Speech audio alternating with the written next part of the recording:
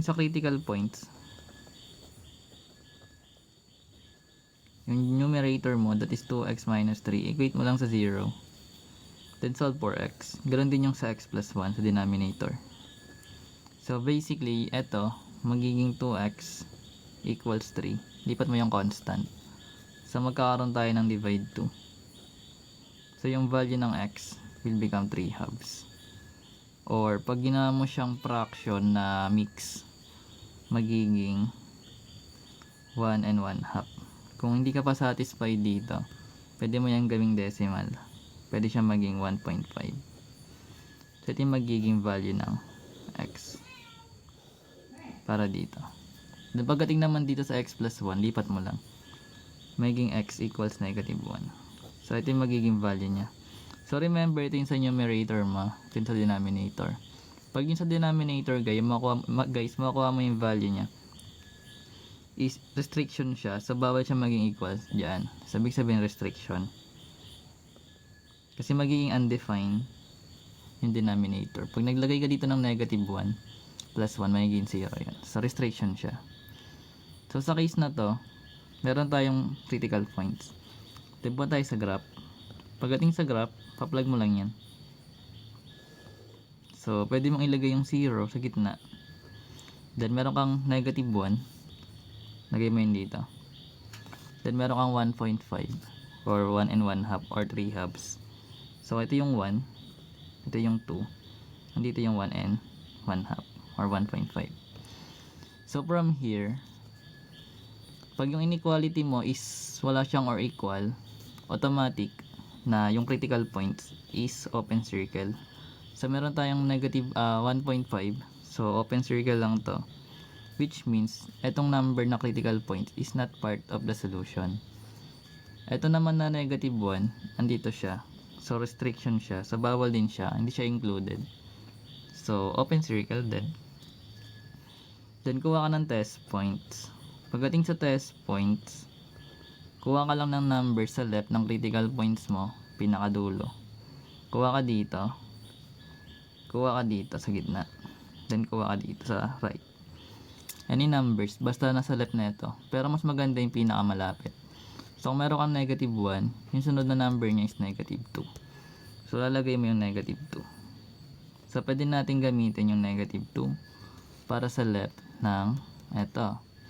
Then, kung available yung 0, gagamitin mo yan. So, sa gitna ng negative 1 tsaka ng 1.5, available yung 0 sa middle. So, gagamitin natin yan.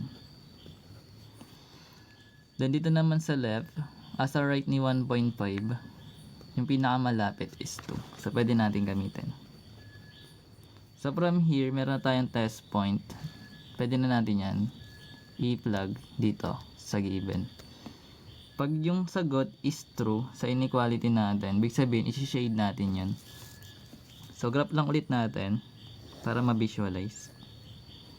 So, nandito yung negative 1, nandito yung 0, nandito yung 1.5.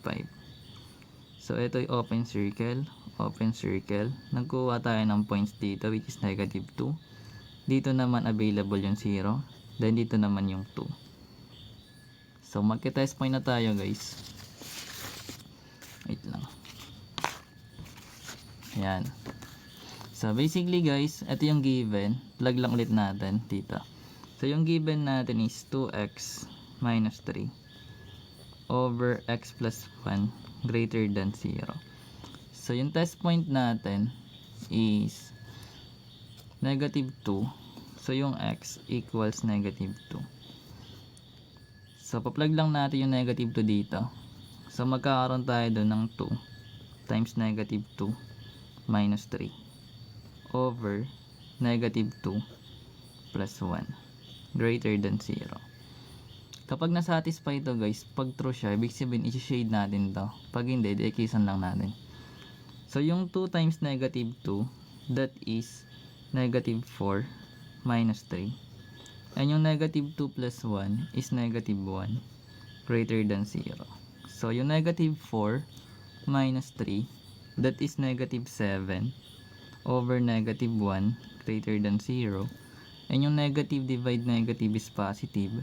And 7 divide 1 is 1, ay 7.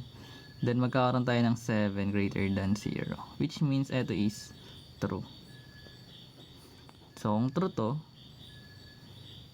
from the graph, i-shade mo tong part na to.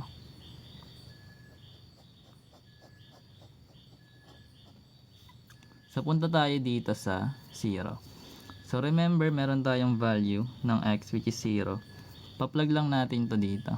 So magkakaroon tayo ng 2 times 0 minus 3 over 0 plus 1 greater than 0. Then 0 na to minus 3, that is negative 3. And 0 plus 1 is 1 greater than 0. And negative 3 divide 1 is negative 3 greater than 0. Which means ito ay false. So kung false to, hindi natin ito gagamitin. X natin yan. Punta tayo sa 1.5. So remember, yung ginamit nating test point is 2. So magkakaroon tayo ng value ng x which is 2.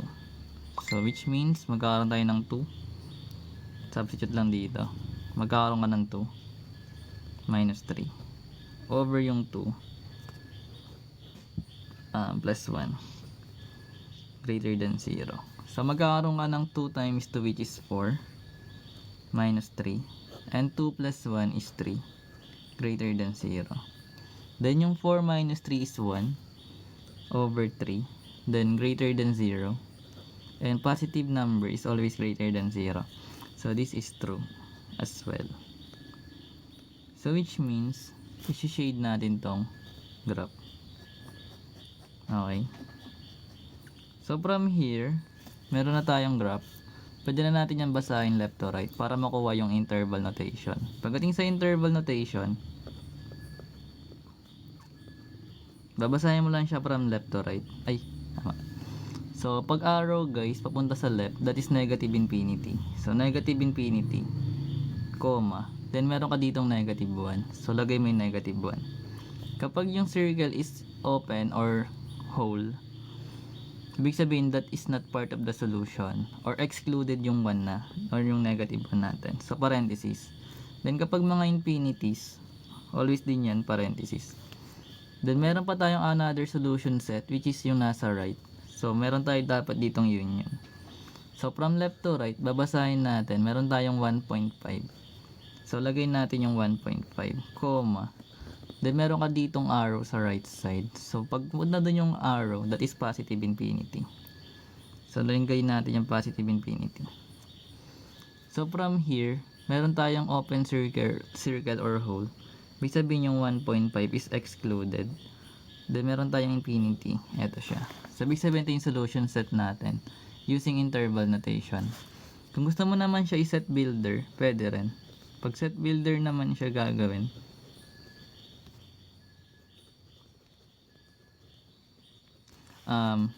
lagay ka lang ng x such that x is an element of real number where x, pwede mo siyang pag-iwalayin like x is less than, from dito kasi sa graph, di ba less than yan kasi nasa left, so less than negative 1 or x is greater than 1.5. Wala siyang or equal guys kasi yung negative 1 natin pati yung 1.5 is not part of the solution. So ganun siya ginagawa para sa number 1. If shaded po, magbabasa ako ng comment. Wait lang. Saan tayo mag-start?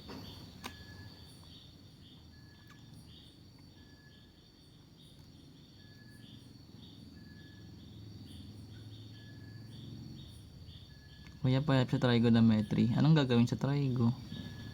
Tuturo po mag-synthetic. Dito guys, pwede kayong magpunta dito. If may baka nandyan sa red up. Paano pag malalaman kung shaded or hindi?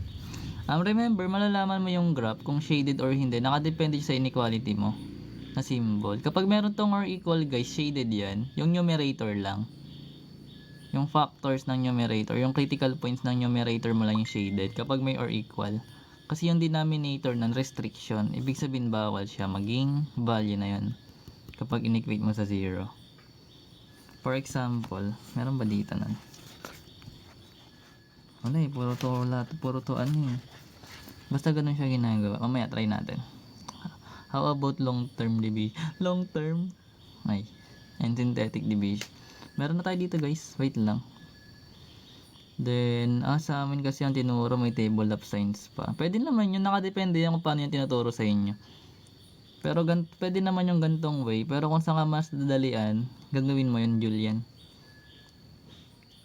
Kuya po sa trigo, second year. Ano nga ang gagawin sa trigo, guys? Kapag shaded ang number, naka-bracket ba yan? Yes po, Nash. Ganun yan, naka-bracket. Pag or equal, Tandaan ng or equal, guys, sa numerator lang siya naka-bracket. Pero yung denominator, hindi. Mamaya baka may example dito. Para maintindihan nyo. Kanina pa talaga ako naghihintay na mag-live ka. Wala, bakit? Wag na mat. Laro na lang. Kaya patingin naman. Ay, ng final answer. Eto guys.